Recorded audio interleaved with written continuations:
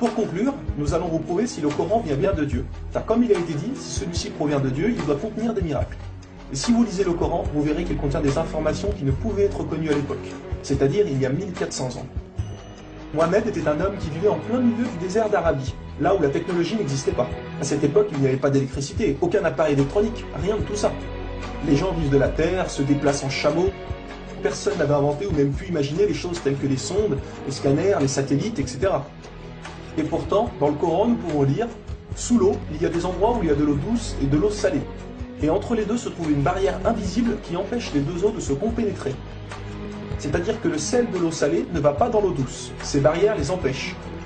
Les océanologues comme Jacques-Yves Cousteau ont découvert cela récemment grâce aux sous-marins où ils ont pu faire des prélèvements d'eau, etc.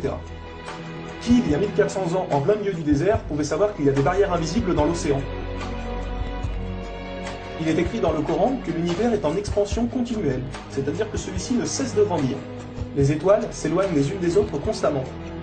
C'est en 1920, grâce aux appareils très perfectionnés, tels que les télescopes puissants, que nous avons pu savoir que l'univers était en expansion continuelle.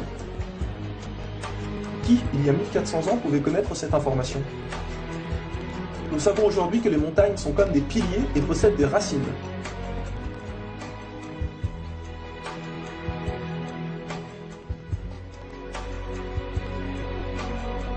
Sans les montagnes, il y aurait très fréquemment des tremblements de terre. Nous savons grâce aux récentes découvertes qu'elles servent à la stabilisation de l'écorce terrestre. Qui, une nouvelle fois, il y a 1400 ans, pouvait savoir que les montagnes étaient ancrées comme des piliers et que ceux-ci servaient à la stabilisation de l'écorce terrestre? Il est écrit dans le Coran que Dieu a créé les 7 cieux et la terre par le même nombre, c'est-à-dire 7.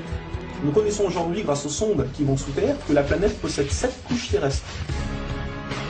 Le noyau interne solide, le noyau externe liquide, la couche D, le manteau inférieur, puis le manteau intermédiaire, le manteau supérieur et la lithosphère. Qui, il y a 1400 ans en plein milieu du désert, pouvait savoir que la Terre possédait 7 couches? Il était impossible de connaître cela sans la technologie récente.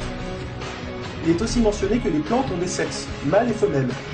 La découverte de la sexualité des plantes fut réalisée par Rudolf Jacob Comé-Marius entre 1660 et 1720. Le Coran explique étape par étape l'embryologie, c'est-à-dire comment un enfant se développe dans le ventre de sa mère. Le professeur Ketmour, qui a aussi le prix Nobel au Canada de l'embryologie, a confirmé que cela se passait exactement comme indiqué dans le Coran, et a affirmé que ces faits ne pouvaient être connus il y a 1400 ans, et que par conséquent, ces informations avaient été révélées à Mohammed par Dieu. Un exemple, le Coran explique qu'à un moment, le fœtus a la forme d'une sangsue dans le ventre de sa mère. Et si on regarde les images des scanners, nous nous rendons compte que l'embryon a exactement la forme d'une sangsue et qu'il s'accroche à une paroi du corps comme le fait une sangsue. Le mot le plus adapté pour décrire cela est sangsue. Vous voyez comment les versets coraniques s'accordent parfaitement avec la science d'aujourd'hui? Pour savoir cela, il a fallu attendre l'arrivée de scanners, de caméras, etc. Qui, il y a 1400 ans, pouvait décrire en détail les étapes de l'embryologie? Pour ceux qui pensent que le Coran copie certaines civilisations, il faut savoir que certaines personnes auparavant avaient fait des suppositions et avaient pensé des choses qui se sont révélées vraies, mais ont aussi fait énormément d'erreurs, et que soi-disant le Coran les avait copiées. Donc par exemple, si vous prenez un mauvais élève qui copie sur un bon élève, si le bon élève a 18 sur 20, est-ce que le mauvais élève va avoir 20 sur 20? Non, bien sûr que non, car le mauvais élève aura copié les bonnes comme les mauvaises réponses, donc il aura aussi 18 sur 20.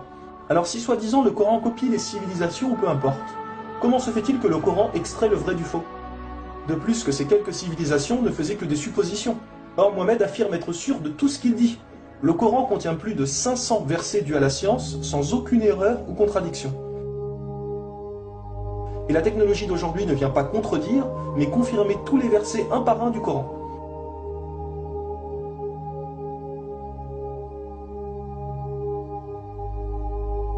Il est écrit dans le Coran que les fourmis parlent.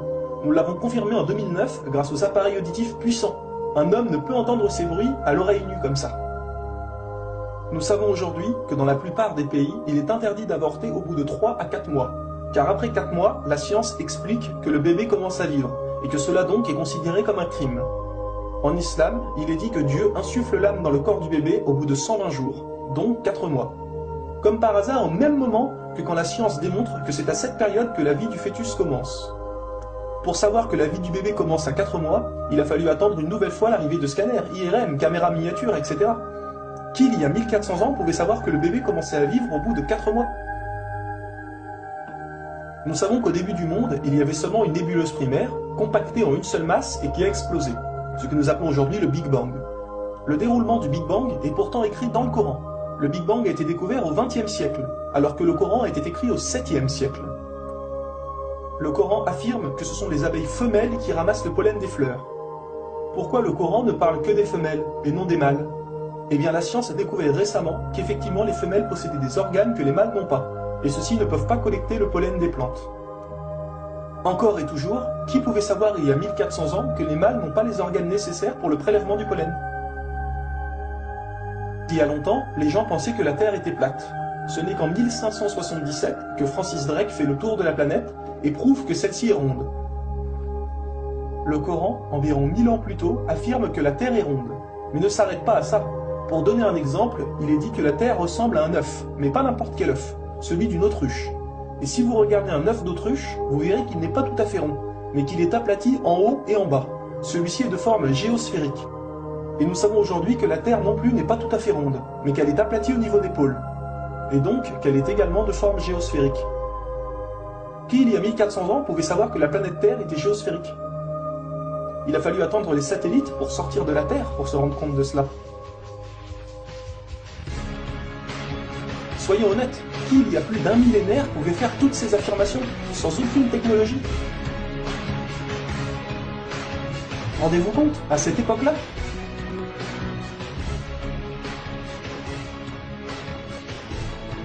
Et soyez conscients que je n'ai donné que quelques exemples. Il y a plus de 500 versets qui parlent de science sans aucune erreur. Le Coran parle d'astronomie, de biologie, de physique, de géologie, etc. Ça ne s'arrête pas là. Le Coran ne comprend pas seulement des miracles scientifiques, mais des miracles linguistiques ou numériques.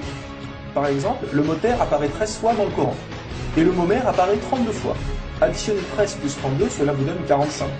Si l'on met cela en pourcentage, 32 fois le mot mer sur 45 donne 71%. Et c'est exactement le pourcentage que la mer recouvre sur la surface de la Terre. La mer recouvre 71% de la surface de la planète. Et 13 sur 45 donne 29%.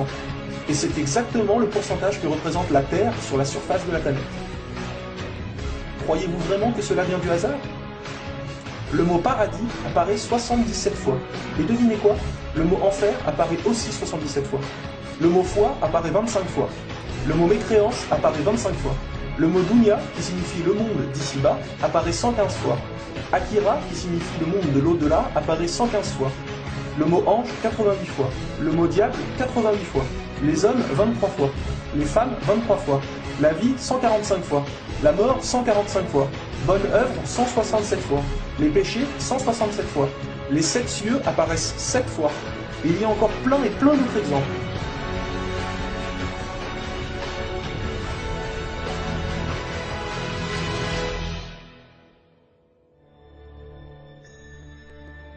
Le Coran est d'une beauté incomparable. Dans la langue originale, c'est-à-dire en arabe, environ la moitié du Coran rime.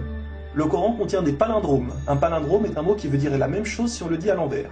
Par exemple, Bob, à l'envers, vous aurez toujours Bob. Ou kayak, à l'envers, vous aurez toujours kayak. Un mot comme ça peut se trouver, mais une phrase entière, cela est quasiment impossible. Ou alors votre phrase ne voudra rien dire. Mais non, le Coran possède des phrases entières en palindrome, et ces versets ont un sens très profond. Le Coran ne possède aucune contradiction ou erreur. Je vais donner un dernier exemple avant de conclure. Vous allez vous rendre compte de l'extraordinaire précision du choix des mots. Dans un verset, Dieu dit qu'il n'a pas doté l'homme de 2 cœurs. Pourtant, un peu plus loin, Dieu parle aussi des femmes. Alors pourquoi il ne dit pas « je n'ai pas doté l'être humain de 2 cœurs » ? Pourquoi ne parle-t-il que des hommes, puisque les femmes sont mentionnées après? Quand nous lisons tout le passage, nous nous rendons compte que Dieu ne parle pas au sens littéral, mais au sens figuré. Il explique que l'homme ne peut pas être croyant ou non-croyant, c'est l'un ou l'autre, les deux ne peuvent pas coexister. Ou on a la foi, ou on l'a pas. Mais si nous prenons ce verset au sens littéral, est-ce vrai? Oui, bien sûr, l'homme ne possède qu'un seul cœur. Mais pour les femmes, elles peuvent être enceintes, n'est-ce pas? Et quand elles sont enceintes, combien de cœurs possèdent-elles? Vous vous rendez compte de ça? Si Dieu avait mis l'être humain au lieu du mot homme, un petit malin aurait pu dire « Hé, il y a une contradiction. Si on prend cette phrase au sens littéral, la femme peut avoir 2 cœurs quand elle est enceinte. » Mais non, même au sens littéral,